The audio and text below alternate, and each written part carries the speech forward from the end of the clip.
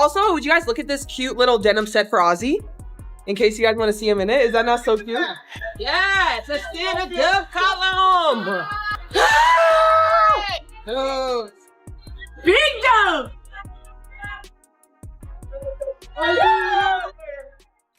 The Indiana Fever just proved something that will make every Caitlin Clark and Fever fan's heart explode with pride. While their injured star watched from the sidelines, her teammates didn't just step up. They absolutely destroyed the Las Vegas Aces by 27 points. This wasn't supposed to happen. The Fever hadn't beaten Vegas since 2019. They were missing key players, and the refs seemed to have A'ja Wilson on speed dial. But Kelsey Mitchell, Aliyah Boston, Sophie Cunningham, Lexi Hull, Ari McDonald, and Natasha Howard had other plans. Wait until you hear the 3 words Mitchell said after the game that perfectly capture this magical moment. If you support the Fever, then comment, "I've got the fever. Let's go." We talked about, we just made sure that our energy was high, made sure that we were focused, because obviously we know Vegas is a great team and they're a team full of winners. And so for us, it's making sure that we turn the page off of a great Commissioner's Cup success, and then we have to be ready for Vegas, and we were. McDonald back on the attack, lays it in. Mitchell, beautiful pass, 2 more for Boston. Oh, catch and shoot, connects. Here's Mitchell left wide open, and Mitchell catches in with authority. McDonald turns the corner and gets to the rim. Picture the worst possible scenario for a basketball team heading into a big game for the season. You're facing the reigning MVP and the defending champions. Your best player is injured. A key veteran has abandoned ship.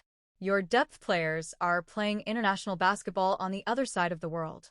This was exactly the nightmare situation the Indiana Fever found themselves in before taking on the Las Vegas Aces. No updates outside of she's out tonight. So just continuing to work and get her progress and make sure there's no setbacks. With the start-stop nature of you guys this season to this point, having 5 in a row at home right here, what kind of opportunity do you view that as for the rest of your year? I mean, I think it's a great opportunity for us. Sleep in your own beds for a while, play some games at home, in our home arena with this crowd. It is a great opportunity, but you also can't take the opportunity that you're playing at home for granted, right? We still got to come with that energy, that effort, that high attention to detail, intentional focus, and we've got to build. Caitlin Clark's groin injury couldn't have come at a worse time. The superstar sensation who had completely transformed the Fever's identity was stuck on the bench in street clothes. Clark wasn't just their leading scorer. She was their engine, their playmaker, their floor general who made everyone around her better. Without her lightning-fast pace and court vision, the Fever had to completely reimagine how they played basketball. The team that had thrived on fast breaks and three-point shooting suddenly looked lost trying to figure out their new identity. With Caitlin and her status, just how did she look? How did she feel today during shoot-around? And is she making progress and getting closer playing? She's making progress. I think, again, top of mind, I think I told you this afternoon, is just long-term. Making sure that we don't have any setbacks. Making progress and feeling good are 2 different things. And we want to make sure that she feels good. We want to make sure that she's confident. We want to make sure that we're not putting her in a position to have any setbacks. And that's the priority right now. But that's not all. Dana Bonner decided to quit the team right when they needed veteran leadership most. Talk about terrible timing. Bonner walked away from her teammates just as they were preparing for their biggest games of the season. The Fever were already thin on experienced players, and losing another veteran left them scrambling to fill roster spots and adjust rotations. Meanwhile, Dairis Dantas was representing Brazil in the FIA America, taking away crucial front court depth when they desperately needed bodies. Interested in hearing how you feel about beating Las Vegas. You've been through a lot of them. Yeah, I was reminding the team, I was like, it's been since 2000-something since I've been here. But, on the bright side is that, organizations go through certain things. There's lulls in every part of life, and I think for us in the Fever, it was our time. And here's where it gets interesting. The Fever weren't just dealing with their own problems. They were about to face A'ja Wilson, the reigning MVP, who was having another dominant season. Wilson and the Aces had been the gold standard in the WNBA for years. This wasn't just any opponent. This was the team that had beaten Indiana in every single matchup since 2019. 5 straight years of losses to Las Vegas. The Aces had owned the Fever, and everyone knew it. Here's Kelsey. Mitchell flips it to Howard, who lays it in. And Indiana's offense humming here in the opening 3 minutes. He hit 3 threes in that win on Tuesday. They're high on the season. Mitchell, shifty, gets to the rim. Oh, it's the rescreen by Boston, and then this is rhythm here. Screen, rescreen, the twist action, the switch, and then watch the bump right here. Once you get the defender right next to you, Pat. The sold-out crowd at Gainbridge Fieldhouse created an electric atmosphere, but even the most optimistic fans had to wonder how their depleted team could compete. The Fever were coming off a huge win against Minnesota that earned them their first Commissioner Cup championship, but this felt different. This felt impossible. The odds were stacked so high against Indiana that most experts were already writing them off before tip-off. What nobody realized was that this perfect storm of adversity was about to create something magical. Sometimes a team needs to have their backs against the wall to discover what they're truly capable of. The Fever were about to find out exactly what they could accomplish when everything seemed hopeless. Coming off a big Commissioner's Cup win Tuesday, the Fever emphasized coming into this one how important it was to keep moving forward, to keep the train on going, to not have a hangover in maybe more ways than one, and they did not. It was a dominant display, bigger than I can ever remember here in recent memory with the Fever, especially when the star player was out. The numbers tell a brutal story about what happens when you take away a team's heartbeat. Without Caitlin Clark orchestrating the offense, the Fever looked like a completely different team. The fast-paced, high-scoring style that had made them so exciting to watch disappeared overnight. Instead of the lightning-quick transitions and rapid ball movement that Clark brought, the Fever were stuck in slow motion. What have you seen the last 2 games in particular against the Wings and the Lynx of the growth of this team without Caitlin on the floor? I think first and foremost, defensively, we've been better. And that's continuing to build consistency in our coverages, have a high attention to detail in everything that we do. I think our activity, our awareness has been better on the defensive end as well. We've done a better job of protecting the paint. Now we've still got to improve in defending without fouling. The pace of play dropped significantly without Clark's ability to push the ball up court after every rebound and steal. Games that used to fly by at breakneck speed suddenly felt sluggish. The Fever went from averaging over 90 points per game with Clark to struggling to reach 80 without her. Their offensive rhythm was completely broken. Players who had thrived in Clark's system looked lost trying to create their own shots. And I think offensively, the ball's moving. Multiple players are touching it. We're getting it from side to side, getting it inside, outside. It's moving a little bit quicker. Our goal is to get to where we play .5 basketball. And when we're at our best, it's moving and it's popping, and ball movement and player movement as well. But that's not all. The ball movement became predictable and stagnant. Clark's incredible court vision and passing ability had made everyone around her better. Without her threading passes through tight spaces and finding open teammates, the Fever's offense became one-dimensional. Players held the ball too long, looking for shots that weren't there. The beautiful team basketball they had played with Clark turned into isolation plays and forced shots. Aliyah Boston felt this frustration more than anyone. The talented center who had dominated in college wasn't getting nearly enough touches to showcase her inside game. Boston's skill set required a point guard who could find her in the post and get her the ball in scoring position. Without Clark's playmaking, Boston found herself standing around the perimeter instead of working down low, where she was most effective. What are some of the keys that you see as to how exactly you're going to do that, or what you guys need to do to approach the game successfully? Yeah, I think we've got to be disruptive. We've got to make sure that we play with a level of physicality that doesn't allow them to just pass the ball around where everywhere that they want to pass it. So we've got to make sure that we're disruptive. We got to make sure that we're elite at our on-ball screen defense. This is a team that reads really well, that moves really well. We got to be elite at the point of attack on on-ball screen defense. We've got to. We always talk about guarding our yard, being able to guard one-on-one so we're not in rotation early. I think for us it's going to have to start on the defensive end of the floor.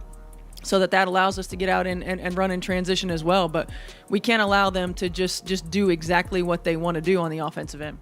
Here's where it gets interesting. Teams had figured out how to defend the Fever without Clark. Opponents packed the paint knowing there wasn't a deadly three-point threat to worry about. They pressured other players to create their own offense, knowing they couldn't rely on Clark's incredible range to stretch the floor. The Fever looked ordinary against elite competition like the Aces. The team was searching for its identity and struggling to find consistent scoring from multiple players.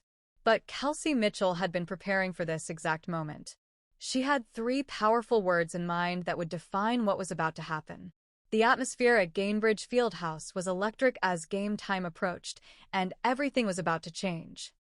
Trailed. They got up as many as 27 points in this one. They kept their pedal down, which is important given what we've seen this season, en route to an 81-54 win. Complete dominance. They pummeled this Las Vegas Aces team. It was a 27-point win, and it wasn't even close after the first quarter. Once again, the Fever owned that second quarter in a big way. They outscored the Aces 25-10, which allowed them to go into halftime on top by 22. What happened next will go down as one of the most stunning performances in Fever franchise history. From the opening tip, you could feel something different in the air at Gainbridge Fieldhouse. The Fever came out with an intensity that caught everyone off guard. This wasn't the same team that had been struggling without their star player. These players looked locked in and ready to prove something. The backcourt, they get it into Evans. You don't often see that by a team up by 18, and it pays off. The defensive pressure was immediate and relentless. Indiana switched everything, doubled A'ja Wilson every time she touched the ball, and forced the Aces into uncomfortable shots. The Fevers were flying around the court, getting their hands on every pass and making Las Vegas work for every single possession. Players who had looked lost on offense suddenly found their purpose on defense. The energy was contagious, and the crowd could sense something special was happening. Applause, music. Let's go! Let's go! Great job! Great job! Look, we held them to 26% from the floor. Nice! We got a couple of milestones. AB, 5th Fever all-time career rebound. Wow! Ladies, thank you. And then Kels, 700th career assist. Thanks for making me look good, ladies. Thanks for making me look good. Thank you, I appreciate it. Tosh, 52nd career double-double. But here's where it gets interesting. The referees seemed determined to keep A'ja Wilson in the game with some questionable calls. Wilson was getting the superstar treatment with soft fouls and phantom calls that had the Fever fans booing. Every time Indiana built momentum, the whistle would blow in Wilson's favor. The refs were clearly giving the reigning MVP a special whistle, but the Fever refused to let it break their spirit. The difference that it makes. Defense travels, defense wins games, defense wins championships. We were great on the boards as well. Continue to buy into that elite level defense consistently, every day. That is our standard. Yep. That is our standard. Let's get out there, 1, 2, 3, together! Kelsey Mitchell had other plans. She came out scorching hot from three-point range, hitting shot after shot with defenders draped all over her. Mitchell wasn't just scoring. She was making clutch shots that kept extending the lead every time the Aces tried to make a run. Her confidence was infectious, and you could see her teammates feeding off her energy. Mitchell looked like a player who had been waiting for this moment her entire career. Here's Kelsey Mitchell, flips it to Howard, who lays it in. And Indiana's offense humming here in the opening 3 minutes. She hit 3 threes in that win on Tuesday. They're high on the season. Mitchell, shifty, gets to the rim. Oh, it's the rescreen by Boston, and then this is rhythm here. Screen, rescreen, the twist action, the switch, and then watch the bump right here. Once you get the defender right next to you, Pat. That's Boston's 5th rebound here tonight. He is 6th in the league on the glass coming into the night. Mitchell, beautiful pass. 2 more for Boston. Watch this right here. Just the pitch back, the ball screen, the shake up, throw over the top.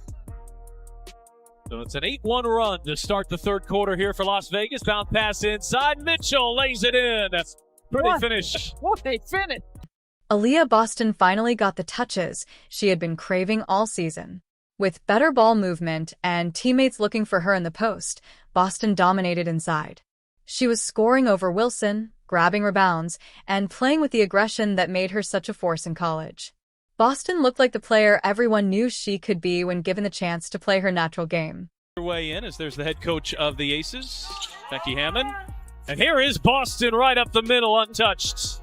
Underneath into a triple team. Bounces for Howard, patience, and a finish. She's had 2 offensive fouls, too, off the ball. Mitchell finds Boston and gets it to go. I mean, it's a clinic right now. Caught by surprise by the move. Life in professional sports, certainly the WNBA moves fast. And her former teammate, Aliyah Boston, gets inside and finishes through her. The lead kept growing despite everything working against the Fever. 10 points became 15. 15 became 20. The Aces couldn't figure out how to stop this inspired Indiana team. Natasha Howard was everywhere on defense, blocking shots and grabbing rebounds. Her Commissioner's Cup MVP performance was exactly what the Fever needed from their veteran leader. Howard brought the championship experience and defensive intensity that elevated everyone around her.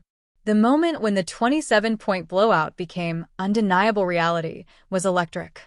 The sold-out crowd was on their feet, celebrating every basket like they had just won the championship. Players who had been written off were making huge plays. The Fever weren't just beating the Aces. They were destroying them on their home court.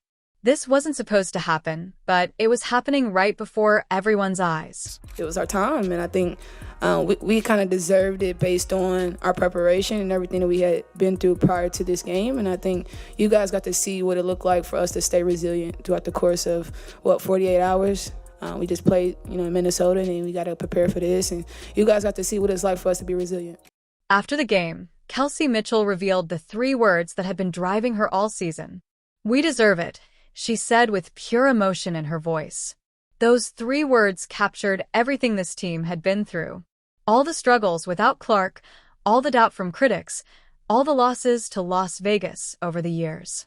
Mitchell and her teammates had earned this moment through their determination and refusal to give up when everything seemed impossible. The emotional aftermath was incredible to witness. Players were crying tears of joy, hugging each other, and celebrating with fans who had waited so long for this kind of victory. This wasn't just a win. It was proof that the Fever were more than just Caitlin Clark. They were a legitimate team capable of beating anyone when they played together. Defense. It sounds like cliche, man, but I swear, when we are able to be who we need to be offensively, it's because our defense is fueled by it. Getting deflections isn't going to play in transition. You get to see the best version of players and pros once we get the defensive stops that we need. This victory just gave us a crystal clear preview of what the Fever will look like in 2025. What we witnessed wasn't just a fluke performance or a lucky night. This was a complete team effort that exposed the true depth and character hiding within the Fever roster. Players who had been overshadowed by Clark's brilliance suddenly stepped into the spotlight and showed they belong on this stage. Let's talk about all those doubters who claimed the Fever were nothing without their superstar sensation. Critics said Indiana was just the Caitlin Clark show with a supporting cast. They said the team would crumble without her playmaking and scoring. This 27-point destruction of the defending champions just proved how wrong they were. The Fever have legitimate talent up and down their roster. Here's Kelsey Mitchell, flips it to Howard, who lays it in. And Indiana's offense humming here in the opening 3 minutes. He hit 3 threes in that win on Tuesday. They're high on the season. Mitchell, shifty, gets to the rim. Oh, it's the rescreen by Boston, and then this is rhythm here. Screen, rescreen, the twist action, the switch, and then watch the bump right here. Once you get the defender right next to you, Pat. That's Boston's 5th rebound here tonight. She is 6th in the league on the glass coming into the night. Mitchell, beautiful pass. 2 more for Boston. Watch this right here. Just the pitch back, the ball screen, the shake up, throw over the top. So it's an 8-1 run to start the third quarter here for Las Vegas. Bounce pass inside. Mitchell lays it in. Pretty finish. What a finish. This victory just gave us a crystal clear preview of what the Fever will look like in 2025. What we witnessed wasn't just a fluke performance or a lucky night. This was a complete team effort that exposed the true depth and character hiding within the Fever roster. Players who had been overshadowed by Clark's brilliance suddenly stepped into the spotlight and showed they belong on the stage. Let's talk about all those doubters who claimed the Fever were nothing without their superstar sensation. Critics said Indiana was just the Caitlin Clark show with a supporting cast. They said the team would crumble without her playmaking and scoring. This 27-point destruction of the defending champions just proved how wrong they were. The Fever have legitimate talent up and down their roster. And it took less than 4 minutes. Lexi Hull, a much-needed answer for Indiana. The championship-level defense and team chemistry were on full display against the Aces. Players were switching seamlessly, communicating constantly, and playing with the intensity you need to beat elite teams. This wasn't just individual talent. It was team basketball at its finest. Picture what happens when Clark returns healthy to join this battle-tested, confident group. The Fever are no longer just promising. They're legitimately dangerous and ready to compete for titles. Here for the Aces. McDonald back on the attack, lays it in right around Wilson. This victory changed everything for the Indiana Fever moving forward. The team chemistry and confidence they built beating the Aces will carry into the rest of the season. Players like Kelsey Mitchell and Aliyah Boston proved they can handle pressure and deliver when it matters most. The Fever aren't just Caitlin Clark anymore. They're a legitimate team built for sustained success. Picture what happens when Clark returns healthy to this battle-tested group. These teammates just prove they can win without her. Now imagine adding her playmaking and scoring to players who already know they belong. The Fever has become genuinely dangerous. If you support the Fever, then comment, "I've got the Fever." Like, subscribe, and turn on all notifications so you never miss out.